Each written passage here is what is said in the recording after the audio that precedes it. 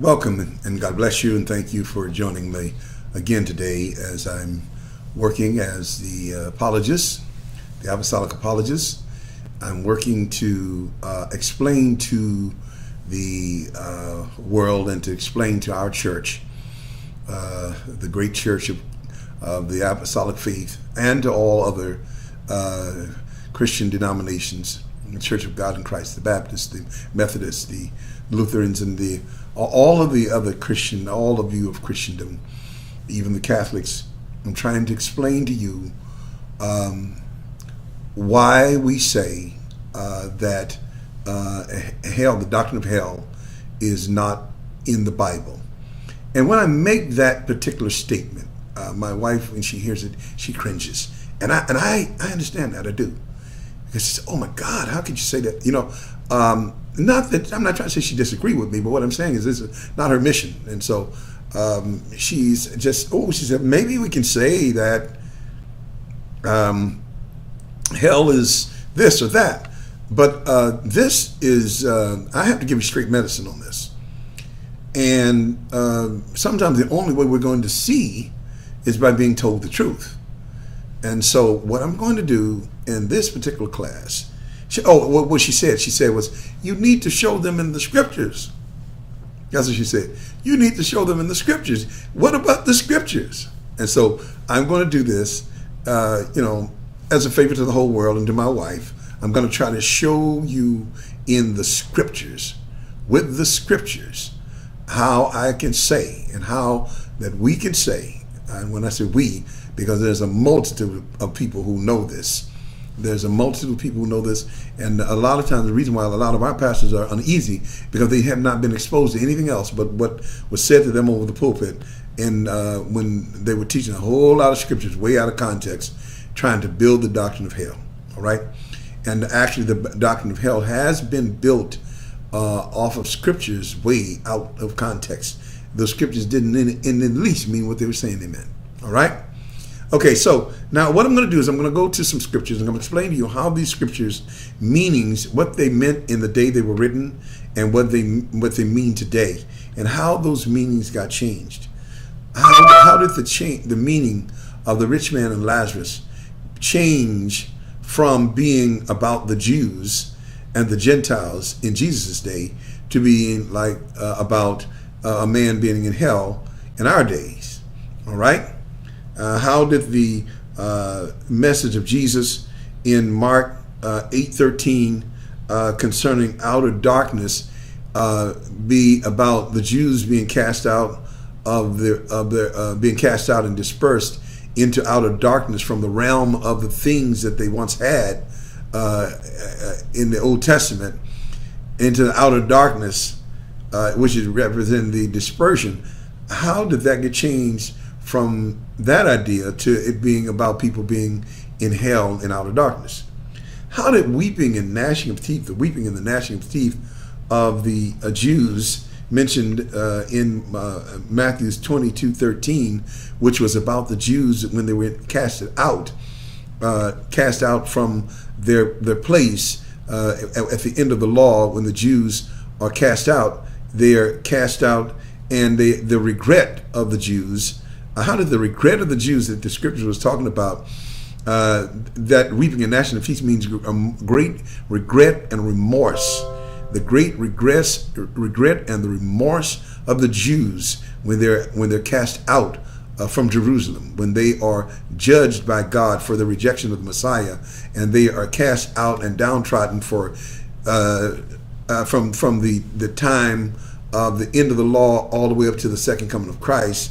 And that regret and that being cast out after they look and see that what they've lost is they're going to be cast out. And so that idea of weeping and gnashing of teeth is described in the remorse of the Jews, the crying, the weeping, almost like the weeping, Rachel weeping for her children, almost like the weeping of Esau when he lost his birthright. Esau lost his birthright to Jacob, and the pain, as the scripture says, that though he sought it carefully with tears, there was no repentance. He could not change that thing. And so the weeping of Esau, the weeping of Rachel, weeping for her children, is talking about this is talking about Israel here. And so Jesus here, as a prophet, is saying that the Jews are going to be weeping and gnashing their teeth as they're cast out of their place. And this is what this is talking about. And cast into outer darkness, to where they weep.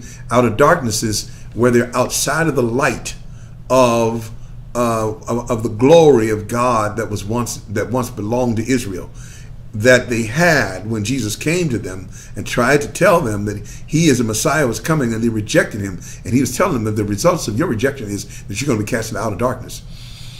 You're going to weep and gnash your teeth. And so even in Matthew 8:13, where he says, the children of the kingdom, he was talking about the difference between the Jews and the Gentiles. These Gentiles that came to him, asked him to heal, and Jesus healed them. And he said, I haven't seen this kind of faith in all Israel. He says, and so in other words, what he was saying was that you Gentiles are going to come in via the church. He said, but the sons of the kingdom, he's talking about the Jews, are going to be cast out into outer darkness. He was talking about the Jews and them being casted out of the realm of being the people of God in the dispensation of grace. That was not talking about the afterlife at all. And so, and then in the rich man and Lazarus. Okay, I know everybody says, well, didn't he say he lifted up his eyes in hell? Well, in the rich man and Lazarus, in short, which is found in Luke, the 16 chapters, and it runs from verse 19 through 31.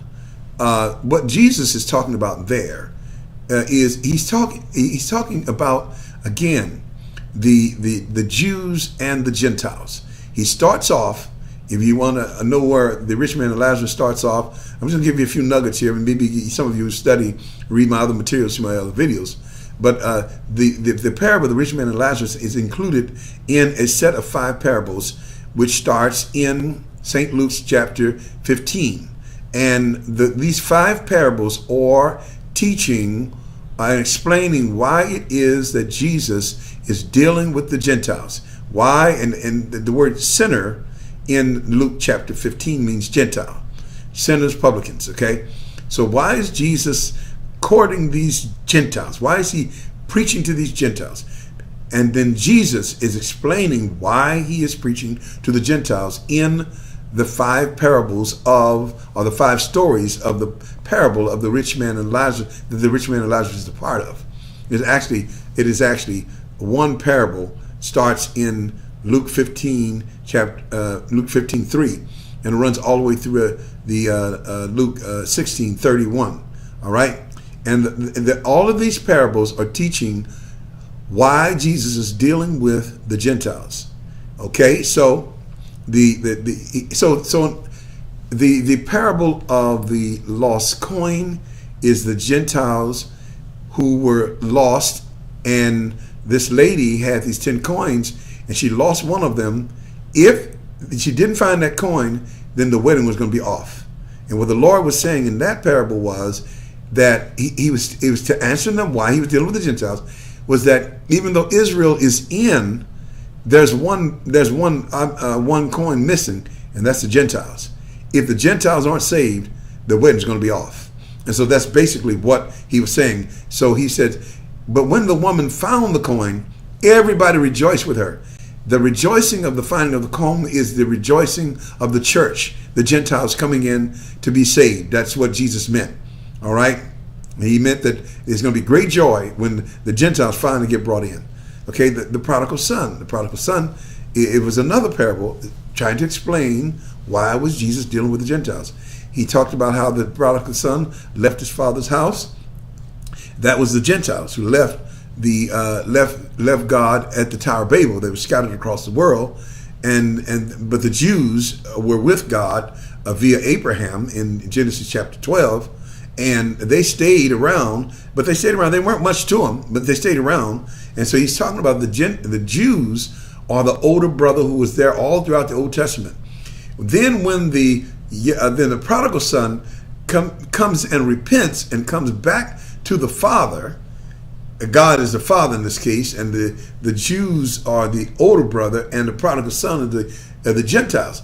Then when the son comes back, the Jews get mad because they were really mad at Jesus for dealing with them.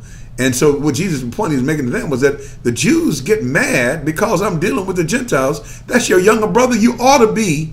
He's a part of your father as well. You ought to be glad. But instead you're mad. And so he explains that. And then so the prodigal son is the Gentiles who are coming home. And then there is the lost sheep. He said he would leave the 90 and 9 of the Jews to find that one lost sheep, puts it on his shoulder.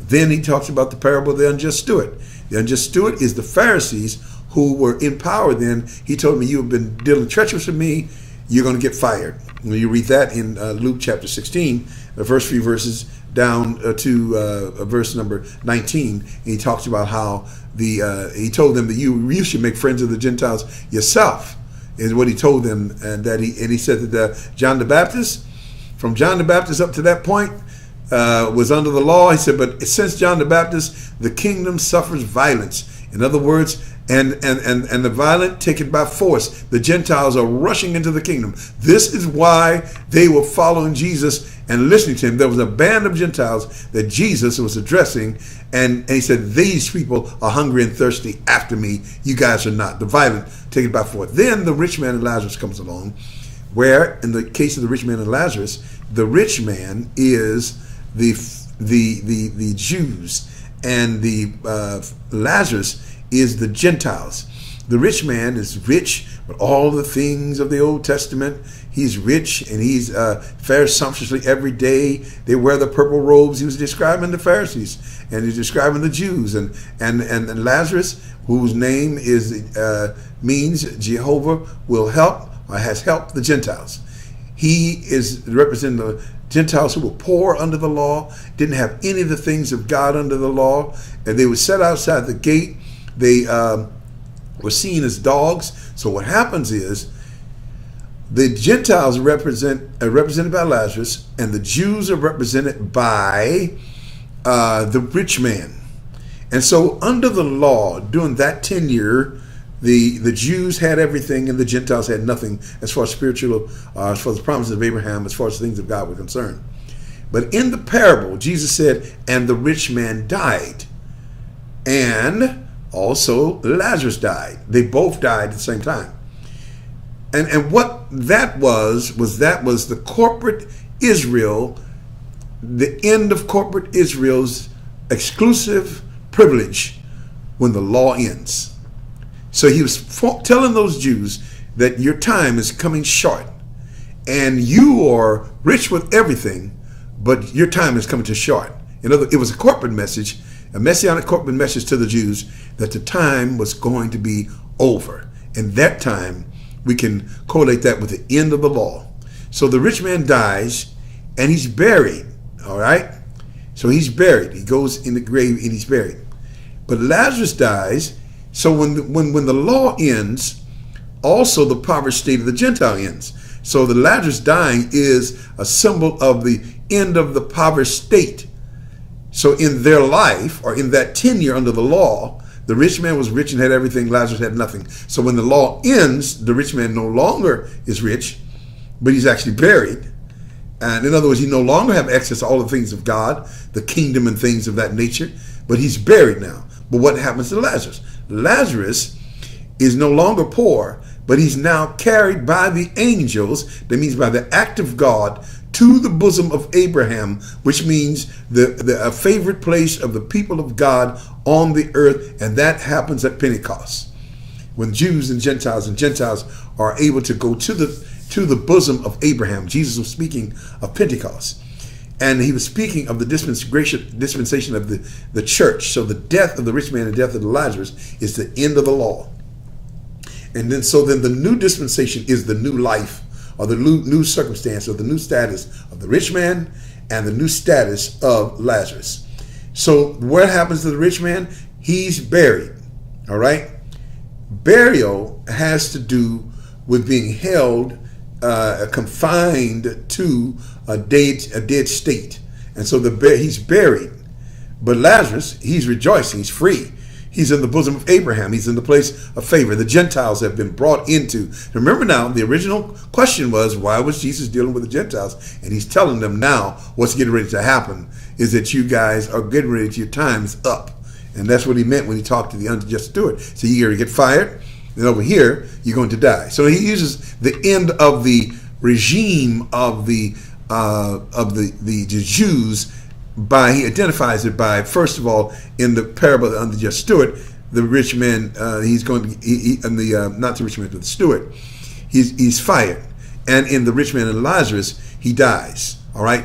Both of them indicate the end of that era. All right. And the end of the dispensation of the law, which they abused.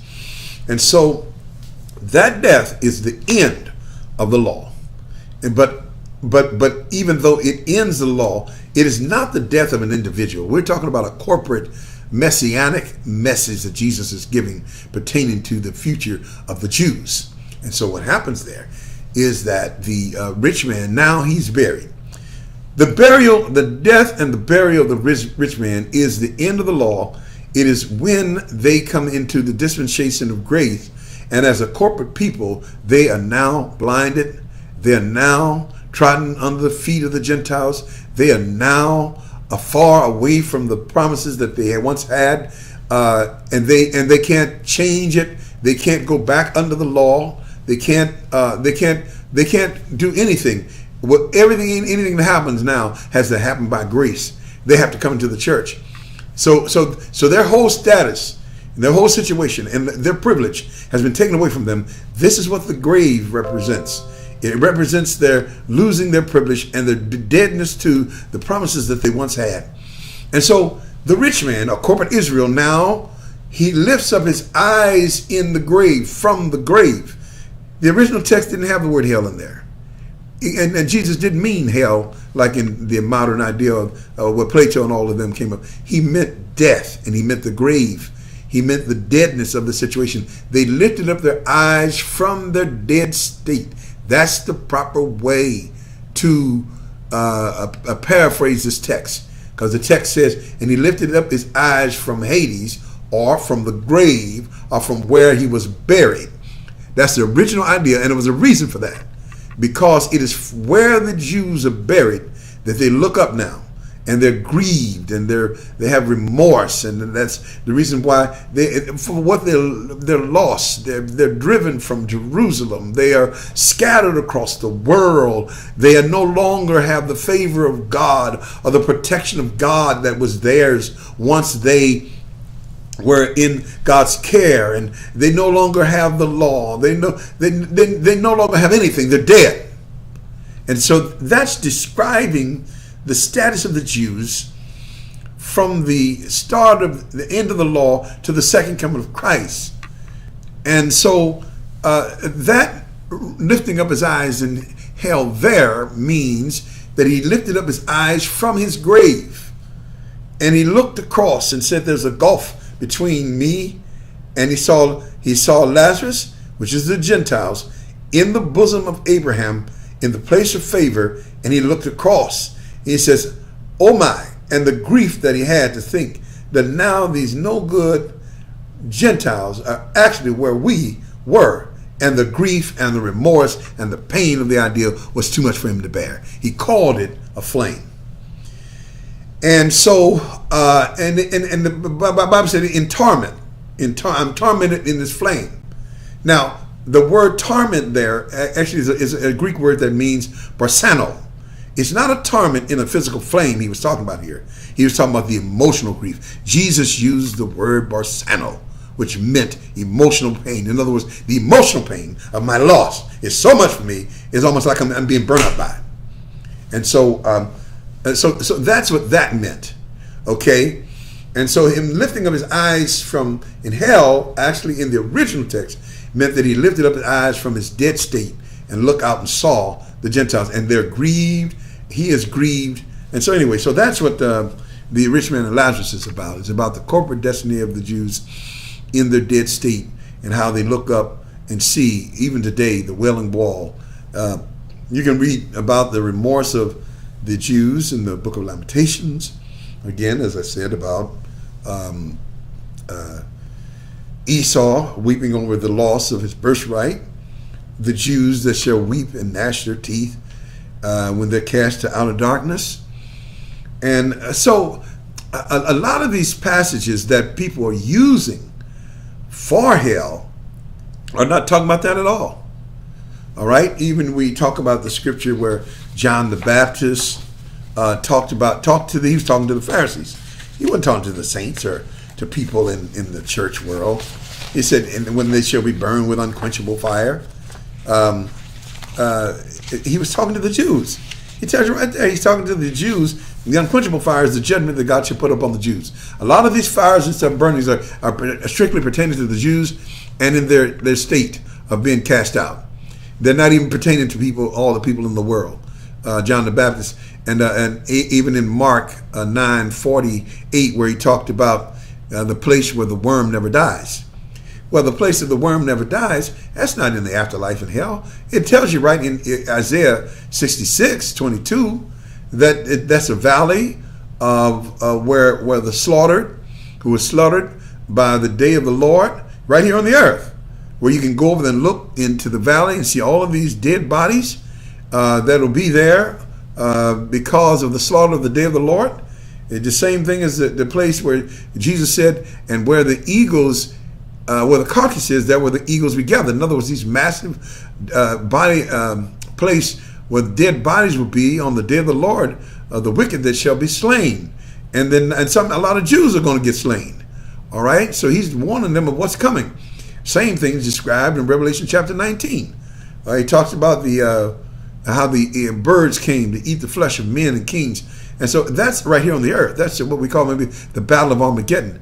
And so actually Mark 9:48 is describing the Battle of Armageddon and the results of it, where the fires are unquenchable, or the worm never dies and the fires are unquenchable. The fires that are unquenchable are not eternal fires, like they ain't gonna never go out, they're gonna be there for eternity. That is not the context at all. That's a lie.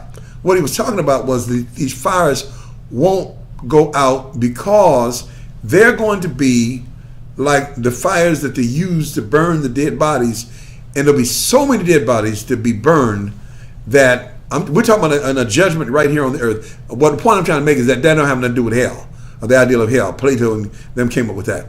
But what Jesus was talking about was right here on this earth in the Battle of Armageddon, the dead bodies that would be left after that battle, the fires will not go out. And what Jesus is basically saying, if I translate that into our terms, the hearse wheels will not stop rolling. Now that doesn't mean that a hearse can't break down and not run anymore. But what the point Jesus was making was that those fires that burn those dead bodies, there'd be so many of them, they won't be able to put the fire out. They won't be able to put the fire. Now I have a video on hell and the unquenchable fire, and it talks about that. But that's what Jesus was talking about. None of these passages are talking about people burning down in fire for heaven. Even the one that Jesus, I think it was 25. Was it Matthew 25, where Jesus said, "Depart from me, you workers of iniquity. I never knew you. You should go into the fire prepared for the devil and his angels." That was destructive too. Even if you want to say that was hell, it's not everlasting. It was just destructive. And it wasn't talking about, I don't believe he was talking about hell at all, but he was talking about a fire prepared for the devil and his angels. And that was not even in the church. That's not, the church would be gone. That's over right at the door of the millennial, I think the millennial and the tribulation period over in there, where he gathers all these Jews together. And some said, "Didn't we do many mighty works in your name?" And actually the mighty works in his name, a lot of times people think he's talking about in a charismatic kind of context where, we did heal people and work miracles and all that kind of stuff. That wasn't the kind of work he was talking about there. He was talking about the works of the law that they were trying to do. The works of, didn't we do many mighty works in thy name? In other words, the works of the law is the law of God, and they were hypocrites. He said, "I never knew you, I never recognized you." So he wasn't talking about current day charismatics, he's talking about Jews there. A lot of these scriptures are pertaining to the Jews and what happens to the Jews that are exclusive to the Jews and not even applicable to the rest of the world. And so they're not talking about the judgment of individuals here. And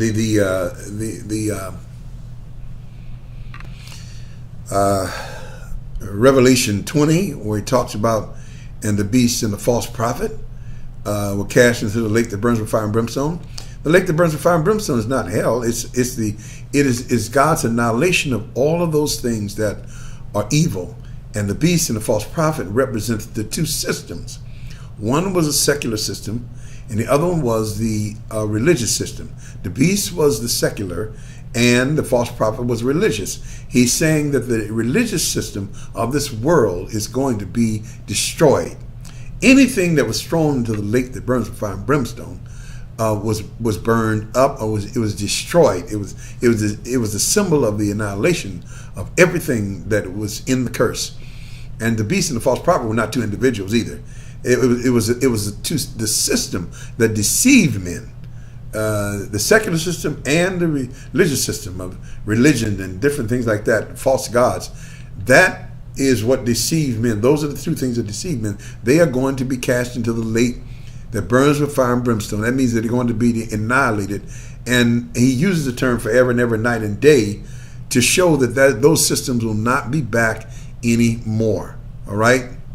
And if it's forever and ever, night and day, that's not in eternity anyway. So that would be here until. And so there's really no scriptures in the Bible that teach people. Let's go to, I think it was Psalms 9, I believe 17.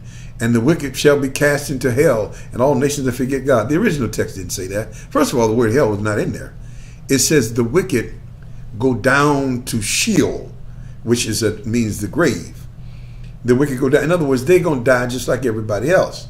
But in some of the translations, they say the wicked shall be cast into hell. And hell wasn't even in the text. And that's not the concept of it. Another scripture in Isaiah 5:14, I believe it is, which says, and hell has enlarged itself. As if hell's gotten bigger and a lot of people are going to be thrown there. All those people that won't come to Bible class, pay tithes, or won't come to church, and the people across the street who curse you out or wouldn't come to church with you, they're going to be thrown into hell because there's so many of them that's going to be thrown down there and going to be burning forever. And that's not at all what that scripture means. That scripture is talking about is the amount of graves, the amount of people that are going to die as a consequence of that particular sin that the Jews were involved in. In other words, they were under a contract that if they followed God, they would have life. If they didn't, there would be a lot of deaths. And so the word Sheol, the grave, was replaced with the word hell in there by the later translator, somewhere maybe up to 1600s.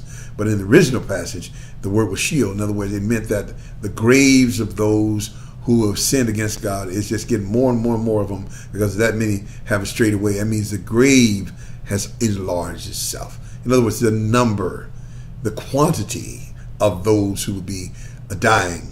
And it wasn't even speaking about their afterlife where they were going, but there were going to be some people dead on this earth. In graves you can go up to and look at the graves. He wasn't talking about in the afterlife or somewhere out. But that's what we've been teaching. And we've been teaching that because that's what we were taught. But there's not one scripture in the Bible that means that. Well, God bless you. So these are a few scriptures that I thought I would explain to you. Maybe I'll get a few more on the next tape. But I'm explaining to you the scriptures. There's no such thing as the hell that Plato talked about. The apostles didn't teach this. You won't find this in no scripture taught by the apostles. And nothing Jesus said meant that. Nothing. In fact, Jesus never said the word hell out of his mouth. Those scriptures that you're reading that's translated by the King James Version with the word hell coming out of Jesus' mouth, those are a lie. He never said that word. Go back to the original text and you will not find, you'll find the word Gehenna, which means, in short, judgment on the Jews. The word hell is not there. It's not in the Bible. That's the point I'm trying to make. And so, and that's why I know it's hard for me to say that, and people to accept it. This is a tradition. We cannot say that. I'm going to be dead in a little bit, and I'm not going to sit here and hold this in and to carry this to my grave with me. I want to get my reward when I get to heaven for the work that I've done, and I'm not going to keep it from you. The world messed up like this, got this doctrine from the Catholics in the 5th century. They plugged all that stuff in those scriptures. It shouldn't be there in those Bibles you all read. It's not in there, original. It's not in the original Bible. It's not in there. And what they intended to make you believe is not true. Go back to the original Bible. Or get a Bible that tells the truth, or be able to know when you see that word hell in there. When Jesus said hell, he didn't say that. And it's not in the Bible. They replaced the word Sheol in the Old Testament, which means grave, for the word hell. New Testament word Hades, torturous, and Jesus is Gehenna. But the word hell is not a Bible word. It's not a Jesus word. It's not an apostle's word. It's not an Old Testament word, not a New Testament word. It is a pagan word from Plato, Augustine, and Aristotle, and them guys who wanted to deceive the world into believing in Plato's hell idea. It's not in the Bible. And I will be explaining more scriptures, the true meaning of those scriptures, on some more tapes coming up. God bless you and keep you. I love you all, and God bless you. I'm an apologist, Bishop Dr. Lawrence Brown Jr., doing a work as an apostle of light, and I'm teaching. What am I teaching? I'm teaching the doctrine of annihilation. That means that all things that are evil and wicked will be done away with, including the wicked, so that the Lord can bring in and usher in the new heaven and the new earth, which is heaven in the glorified state, and there'll be nothing haunting us. There'll be nothing haunting man to damn him forever in the eternal state. Nothing. And that's what Plato and Augustine wanted to do, bring our hope down, to say that there's going to be a lake of fire, or people will be, most of the population of the world will be burning down in fire, screaming and yelling after God has, after the end of the ages, and he has culminated all this thing and brought in the, no. That's a damned lie from Satan to try to tarnish the gospel. And there is no such thing as that. God bless you and keep you in Jesus' name. And I guarantee you, if you study or you listen to my tapes or read my materials, or study on your own, I guarantee you're going to find that out, pastors, there's no such thing as that. And I know it's tough. You might be afraid to try to say that. Don't say that in public. Don't let anybody. No, I'm not worried about that no more. I'm not. I'm going to do my job. God bless you and keep you in Jesus' name. By the way, if there's anybody who can help me out or want to do a discussion with me or a debate or whatever, I'm open. I guarantee you, I'm going to prove to you every word that I'm saying is true. And if you do your research, every word that I'm saying is true. God bless you and keep you. In Jesus' name is my prayer.